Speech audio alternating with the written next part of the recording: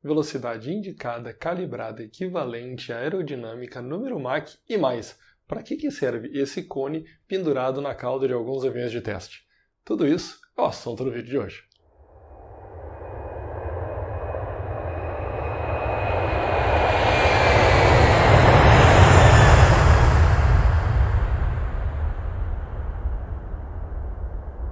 Olá pessoal, como vão vocês? Tudo bem? Hoje o vídeo de um cenário um pouquinho diferente, estou gravando de hotel de novo, não deu tempo de gravar de casa, mas é a vida de tripulante. Então vamos ao assunto de hoje diretamente. Nós vamos falar sobre velocidade. Como se mede a velocidade de um avião? Desde o começo já era muito claro para os aviadores, logo depois da invenção do avião, que o que interessa para o avião é saber a velocidade em que o ar está passando pelas asas dele. Diferente de quando a gente dirige um carro, que a gente quer saber efetivamente a velocidade que a gente está indo com relação ao solo. E tinha que se inventar uma forma de medir essa velocidade. Foi inventado, inclusive, logo no começo, um esquema extremamente simples. Era uma placa de madeira instalada na asa do avião, e sim, era do lado de fora, afinal o piloto voava do lado de fora do avião. E essa placa de madeira tinha uma graduação e uma outra haste de madeira instalada. À medida que o vento soprava, essa haste de madeira lá era jogada cada vez mais para trás e através do ângulo que o piloto enxergava do lado, ele via a velocidade que ele estava. É óbvio que o nível de precisão dessa medição de velocidade era muito limitado, além do fato de que o piloto tinha que olhar para o lado para saber a velocidade que ele estava e mais do que isso. O vento ele não é algo extremamente liso, ele deixa essa placa sacudindo o tempo todo. Então tinha uma dificuldade de leitura dessa placa por dois motivos. Primeiro, porque ela não estava na frente do piloto, ela estava do lado, e segundo, porque ela sacudia desse jeito e, convenhamos, não era exatamente a coisa mais simples do mundo de se fazer. Podia-se usar também algo parecido com um anemômetro. O problema é que esse anemômetro ele teria que ser instalado junto a um tacômetro, que ia medir a rotação desses anéis, e ainda assim não resolvia para uma velocidade mais alta. Então, qual foi a forma que se achou? Depois de muito se pensar, nós chegamos à conclusão que podíamos medir a velocidade do avião medindo a diferença de pressão entre a pressão estática do ar e a pressão de impacto do ar, como era mais ou menos o que fazia aquela placa que a gente tinha na asa que eu mostrei agora há pouco. Para isso, inventou-se um sistema que a gente conhece hoje como sistema pitot estático. Mas e como é que funciona um sistema de pitot estático?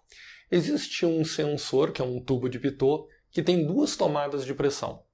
Uma tomada de pressão é na parte de baixo dele, sem contato direto com o ar de impacto. O ar passa liso por ele. O que acontece? Ele mede a pressão estática e ele tem conexão com a parte interna do instrumento do velocímetro e ali está medida a pressão do ar, considerando o ar parado. Existe também nesse mesmo tubo de pitot uma entrada pela frente, e essa sim recebe o ar de impacto do avião se deslocando para frente, e a pressão medida aqui ela vai para dentro de uma cápsula que está dentro desse sistema do velocímetro. Então eu tenho como se fosse assim duas cápsulas, uma que está recebendo uma pressão total do ar, que é essa de impacto mais a pressão estática obviamente, e outra que recebe somente a pressão estática. E como eu transformo isso em velocidade? À medida que o avião for voando para frente cada vez mais rápido, o ar vai entrando pela frente do tubo de pitot com cada vez mais pressão e vai inflando essa cápsula que está dentro dele. Se eu conseguir colocar uma engrenagem que meça essa dilatação da cápsula e transforme isso numa indicação de velocidade, eu tenho aqui o que eu vou conhecer como IAS, velocidade indicada. E isso funciona da mesma forma em todos os aviões que existem hoje. Dá uma olhada em como funciona na hora da dilatação dessa cápsula. À medida que ela dilata, o velocímetro simplesmente começa a marcar mais velocidade. Se por um acaso você diminuir a velocidade, essa cápsula diminui o tamanho dela e o velocímetro indica que a sua velocidade caiu. Até aí tudo bem, mas aí passamos a ter problemas. Se eu colocar aqui um avião, e eu trouxe aqui um 737 de brincadeira, mas pode ser qualquer outro avião, eu tenho o pitot instalado de forma fixa nessa aeronave. No caso do Boeing 737, existem vários pitots instalados nele, mas eu vou colocar apenas um aqui, ao lado da janela do piloto. Esse sistema de pitot, ele não é o que a gente chama de sistema pitot estático, porque a tomada de pressão estática e a tomada de pressão total vem de dois pontos diferentes. Então ele é só um tubo de pitot. A tomada de pressão estática desse avião, ela fica separada, ela não fica juntinha, como eu mostrei no exemplo anterior. Mas de qualquer jeito, ela fica nesse ponto aqui, por exemplo, do avião.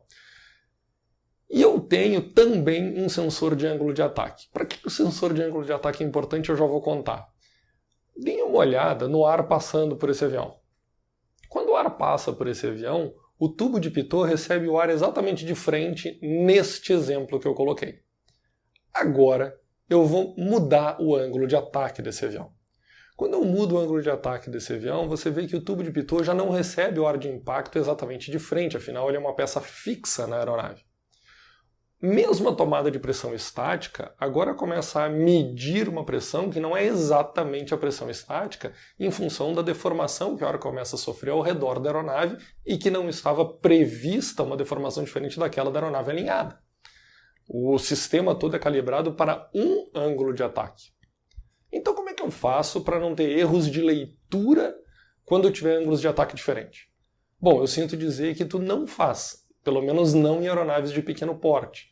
Nas aeronaves de pequeno porte, toda vez que a gente muda o ângulo de ataque, há sim um erro de leitura. E esse erro de leitura ele é sabido. Contudo, ele não é demonstrado para o piloto. O erro de leitura ele não acontece também somente em função disso. As próprias curvas que esses encanamentos, entre aspas, levam até dentro daquela cápsula, tiram um pouco da energia do ar e geram algum ruído de informação. A engrenagem não estar bem calibrada gera algum ruído de informação. Então tudo isso vai gerar erros de leitura. Esses erros não são grandes. Contudo, se a gente pudesse corrigi-los, a gente teria uma velocidade mais ajustada. A gente, na verdade, vai chamar isso de CAS. Velocidade calibrada é a velocidade indicada no velocímetro, corrigida tanto para os erros de imprecisão do sistema, quanto para os erros relacionados à mudança do ângulo de ataque. E aí está a resposta sobre para que serve aquele cone instalado na cauda de alguns aviões de ensaio. Aquele cone serve justamente para que os engenheiros de ensaio consigam medir pressão estática, pressão total e outros parâmetros mais longe da influência do corpo do avião, longe da influência de mudanças de ângulo de ataque. Quando a gente olha ele pertinho da cauda do avião, ele na verdade está recolhido, aquele é um cabo bem extenso, é um cabo de 30, 40, 50 metros de comprimento, que fica longe do avião durante o voo para fazer todas essas medições. E a partir dos dados coletados por esse cabo e por esse sensor, o que a gente faz? A gente joga tudo isso dentro de um computador. Exatamente. Se a gente pegar agora aviões mais modernos, você vê que o velocímetro ele não é um resultado direto da leitura de pressão total menos pressão estática. Ele é um resultado de pressão total, pressão estática, ângulo de ataque, temperatura e outras coisas mais, que são jogadas essas informações dentro de um computador, um Air Data Computer, e ele pode ter o nome que quiser no avião que você voa, no Airbus certamente ele tem um, na Boeing ele tem outro, etc. E esse computador processa essas informações, compara com os dados que ele tem lá dos voos de ensaio, e a partir disso, a velocidade que ele entrega no velocímetro digital do piloto não é a velocidade indicada, mas a velocidade já calibrada. A partir de ângulos de ataque, a partir de temperatura, ele sabe qual é o tamanho do erro da velocidade indicada que ele teria e apresenta essa correção já dentro do velocímetro. Mas atenção a um detalhe. Os instrumentos stand-by, como este, não têm velocidade calibrada. Ele sim tem velocidade indicada. E eu posso provar isso com uma imagem. No Boeing 737, por exemplo, se você tem o sensor de ângulo de ataque mandando sinais inválidos para esse computador, que a gente no 737 chama de ADIRU, o sistema não consegue processar nem a velocidade para o velocímetro, nem a altitude. E isso daqui acontece, você fica sem essas duas informações. Mas o velocímetro stand-by continua sempre funcionando porque ele só depende realmente do sensor de pressão total, que é o pitot, e do sensor de pressão estática localizado ao lado. Então agora nós já vimos tanto a velocidade indicada quanto a velocidade calibrada. E a tal da equivalente, o que é? Para entender o que é a velocidade equivalente, vamos pensar no seguinte. Pega uma pedra, joga ela dentro de uma piscina. Na hora que a pedra bate na piscina, você vê ondas se propagando para todos os lados de forma igual, círculos perfeitos. Agora, se por um acaso você jogar essa pedra dentro de um rio em que há uma correnteza, na hora que a pedra toca nesse rio, essas ondas elas se propagam para frente de forma bem comprimida e para trás de forma bem expandida. É porque essa onda está se propagando na mesma velocidade. Só que como o rio está andando para trás, ela comprime essas ondas na frente. O que acontece com o ar? Exatamente a mesma coisa. À medida que a gente começa a deslocar o avião, a gente gera uma deformação no ar que vai ficando cada vez mais comprimida na frente do avião. Assim como este exemplo que eu estou colocando aqui para vocês.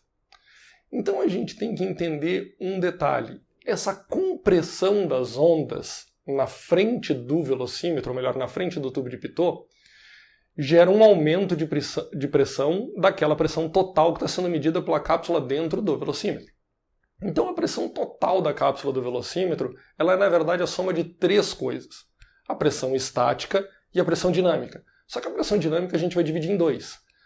Pressão do deslocamento do ar mesmo, que a gente vai chamar de pressão de impacto, e uma pressão que a gente vai chamar de compressibilidade do ar. O ar se comprimiu na frente do velocímetro e isso gera um aumento de pressão naquela localidade.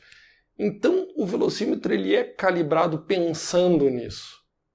O grande problema que a gente tem é que o ar ele não se comprime gerando um mesmo aumento da pressão em todas as altitudes.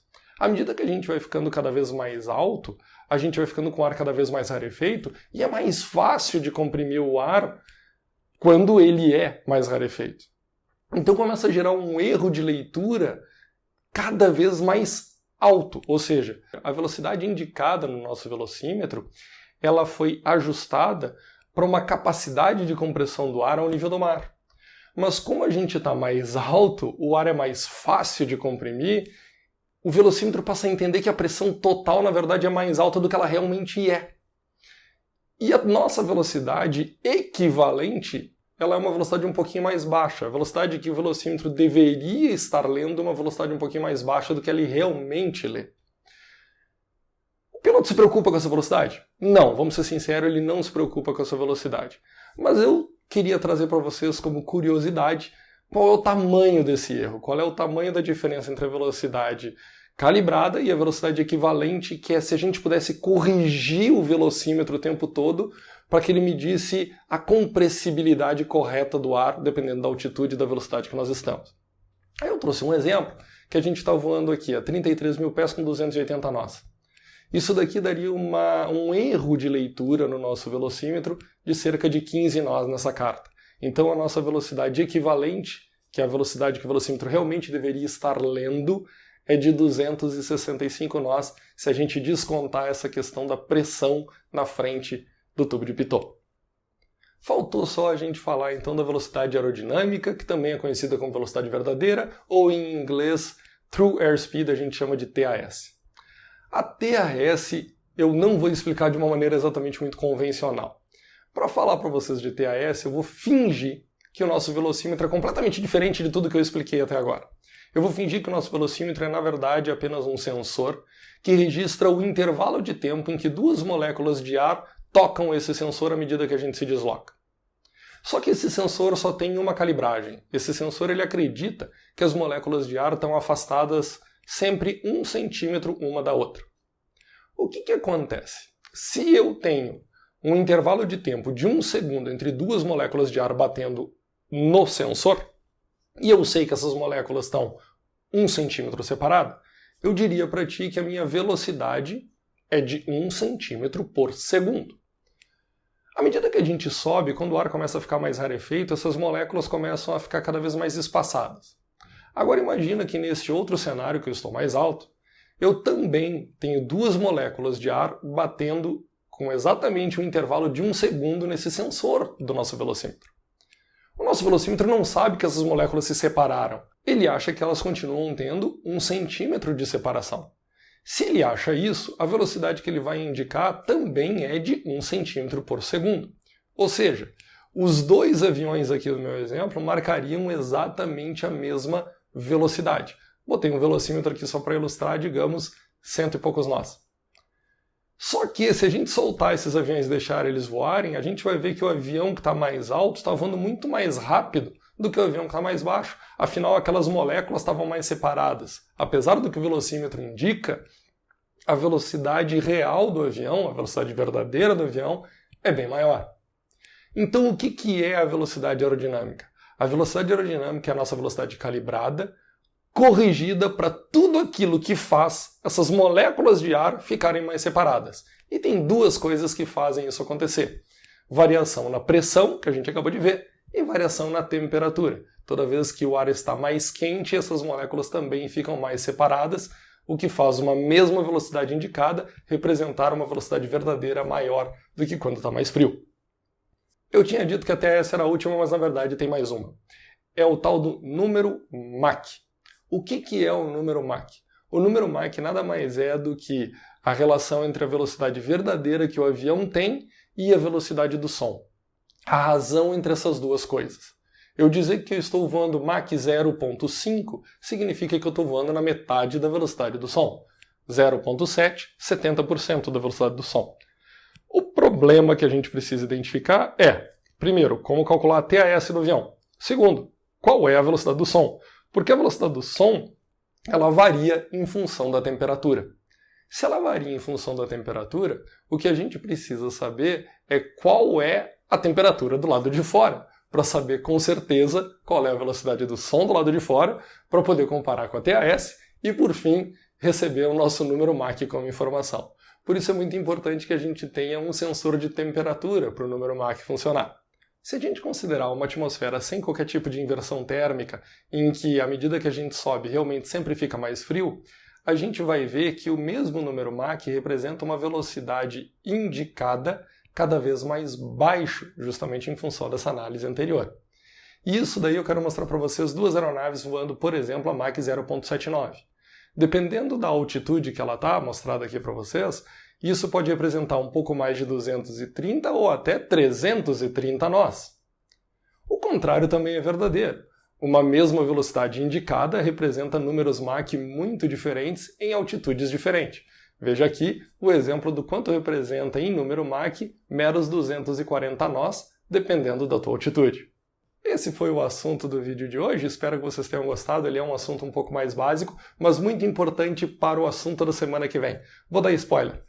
Quando é que o avião voa utilizando como referência o número Mach e quando é que ele voa utilizando como referência velocidade indicada? Qual é a altitude em que acontece essa transição? Vou contar tudo isso para vocês no vídeo da semana que vem. Mas aproveita, dá o joinha nesse vídeo, se inscreve se ainda não é inscrito e ativa o sininho para receber todas as notificações de vídeos aqui do canal. Os vídeos saem todos os sábados, 7 horas da manhã eu largo um vídeo novo.